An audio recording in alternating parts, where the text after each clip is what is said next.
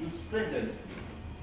And as a leader, unless you have enthusiasm, I think it's very different. It's unimaginable that people follow somebody who does not have enthusiasm.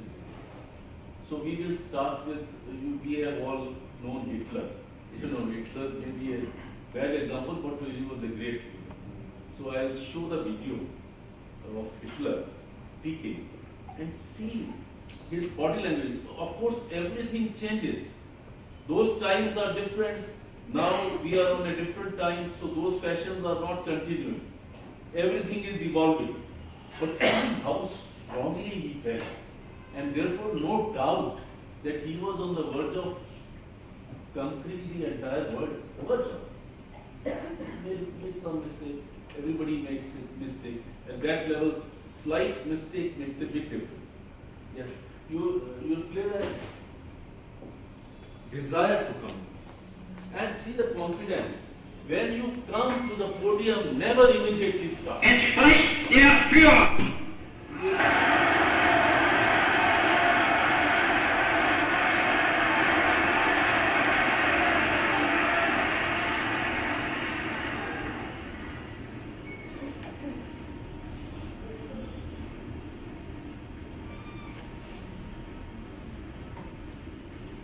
Der 6.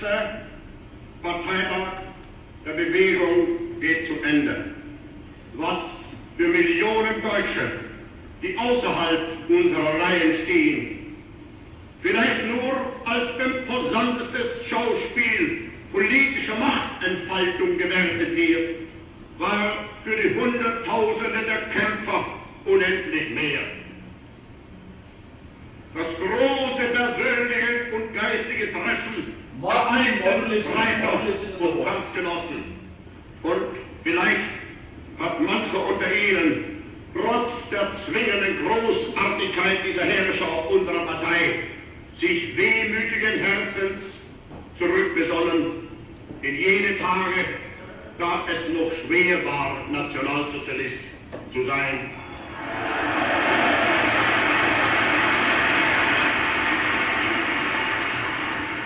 Denn als unsere Partei gerade 7 Mann hoch war, sprach sie schon 2 Grundsätze aus. Erstens, sie wollte eine wahrhaftige Weltanschauungspartei sein. Und zweitens, sie wollte daher kompromisslos die einzige Macht und alleinige Macht in Deutschland.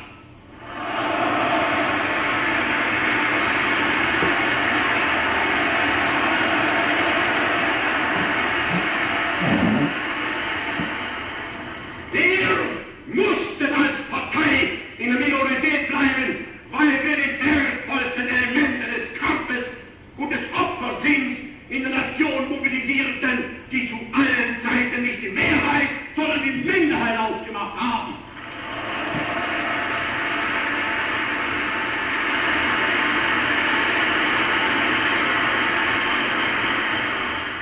Und weil dieser beste Rassenwert der deutschen Nation in einer stolzen Selbsteinschätzung, mutig und kühn die Führung des Reiches und Volkes forderte, hat das Volk sich in immer größerer Zahl dieser Führung angeschlossen und unterstellt.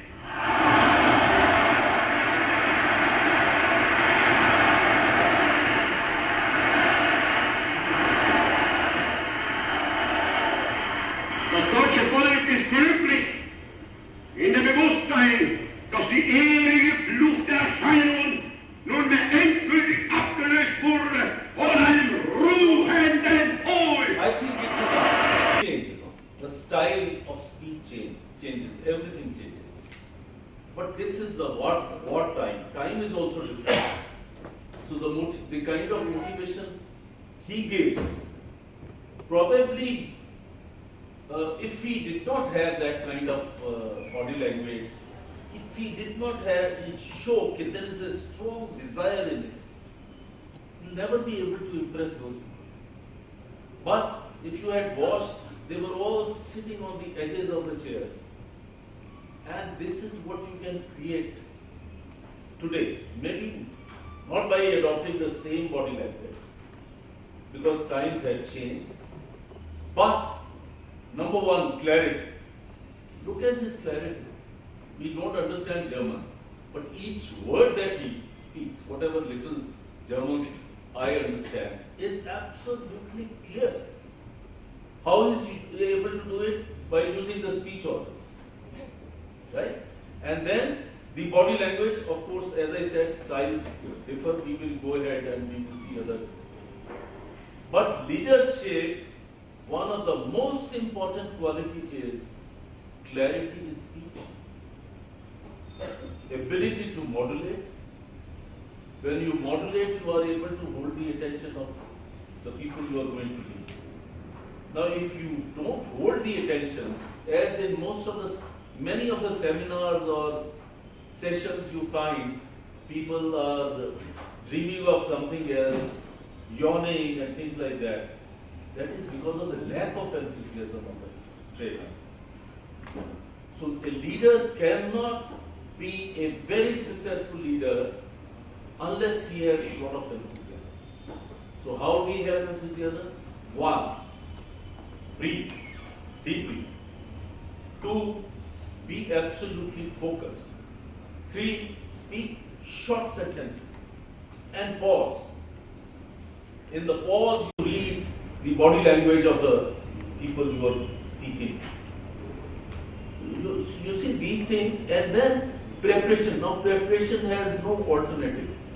At no time you should ever consider, okay, now I know it all.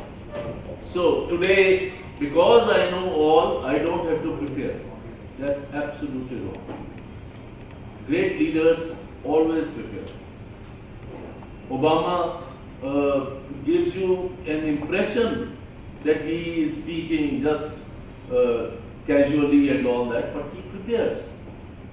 Everyone. He prepares so much that they prepare how to look natural, how to look that they have not prepared. That also they do. But our Indian, that's why I asked you a simple question. In this large population, how many good speakers we have? Hardly. If you are all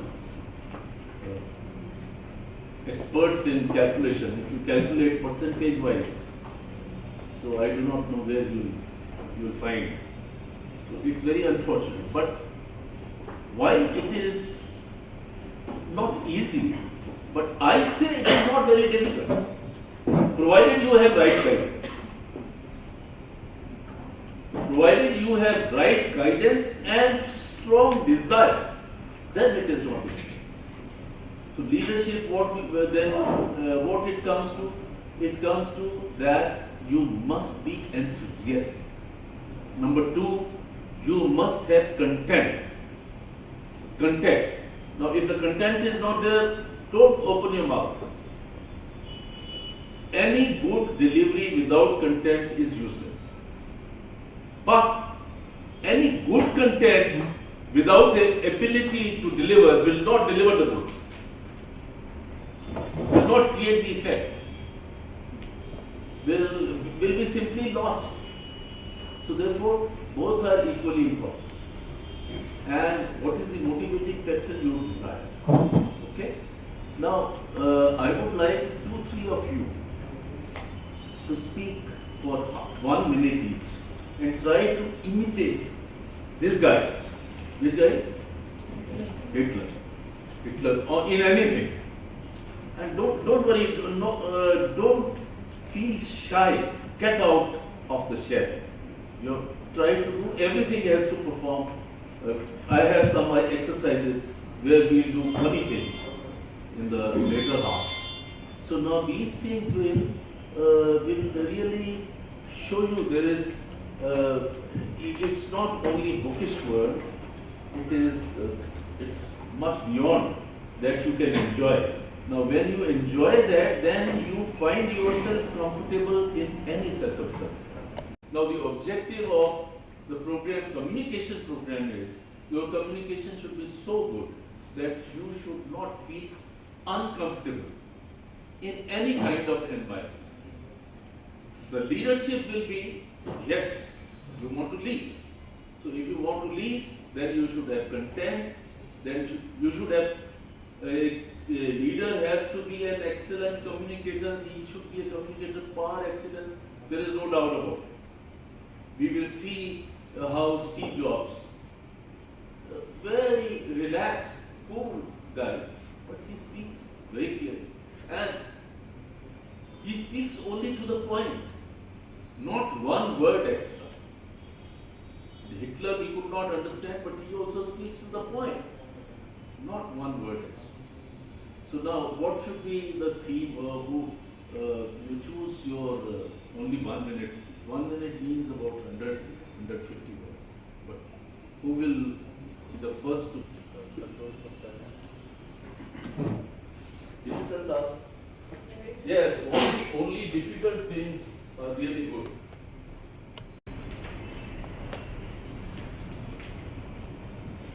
Good morning, fellow II members. I welcome you all to this event. As you're all aware, it's a communication skills workshop, and we all are here to benefit from this immensely. Why communication is very important is for us to understand if we need to grow as a leader, then we need to have good communication skills.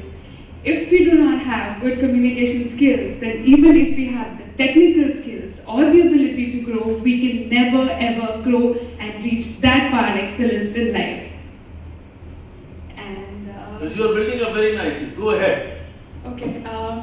So don't let your talent go waste. Go out there, communicate, express freely, talk to people, give your ideas away, and take the ladder to success. Very good. Now I'll not name. Don't feel shy. A leader has also to show courage. A leader has also to take one step forward where others are hesitant. So that's the difference. That makes a difference. Yes, come. Okay. My fellow actuarials. So when I had first joined actuarial, I saw this. Well,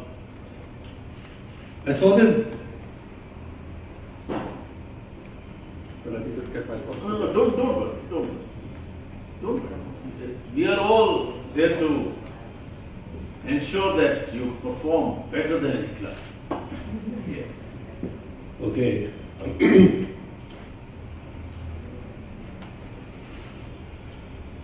So my thought that I'm going to present now might seem controversial, might seem little uncomfortable to some, and I'm sure at a certain level, some of you may not even agree with me.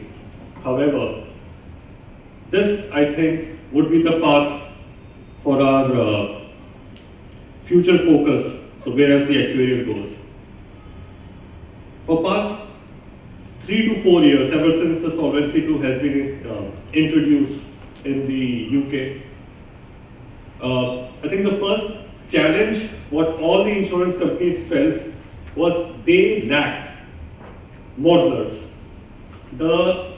What I felt is what actuarial at the heart of everything is, and what I fear that we have ourselves disconnected with is how you're managing, measuring, and keeping your data. If we could all go back to our basics, CD3, CD6, all the assumptions, now we are very much habituated to just pick up the assumption sets and just use them. I think now this may not go as well for the non-life ones, but however what I've seen in the life side is how disconnected the actuarial department has become with the department that actually manages and handles data. So going forward, as we all know that IRDA is further enhancing its regulation, the emphasis on accuracy, the emphasis on details are getting more and more. And another thing that has disheartened me is how the modeling team especially, I feel the modeling team is the infrastructure for actuarial. Without sound models, without sound connectivity with the data, I don't think the projections that we are trying to make will be possible. No longer we can do stuff on Excel sheets, right? So I feel that, most of the modeling teams, which, is forever looking itself as, okay, we have started off in the modeling team, someday we'll go to valuation, we'll go to reporting, but it shouldn't be that. I think in future, if India wants to have, especially if we can read the future, if we actually analyze Solvency II and the other Basel II and all that, what it actually translates to, it translates to having more robust systems. Approaches are always, of course, important, but to implement the approaches, you need to have systems that can deliver. You can't have a very fancy formula or a very fancy theory less you can have the analytics to prove it. In the end, it is only the proving part that can actually help you say whether what you propose would mean anything or not. And if you don't have infrastructure, if you don't invest on quantifying stuff, you would have obviously have no means to enhance your accuracy or whatever that you would want to predict. So that's all. Give it a big hand.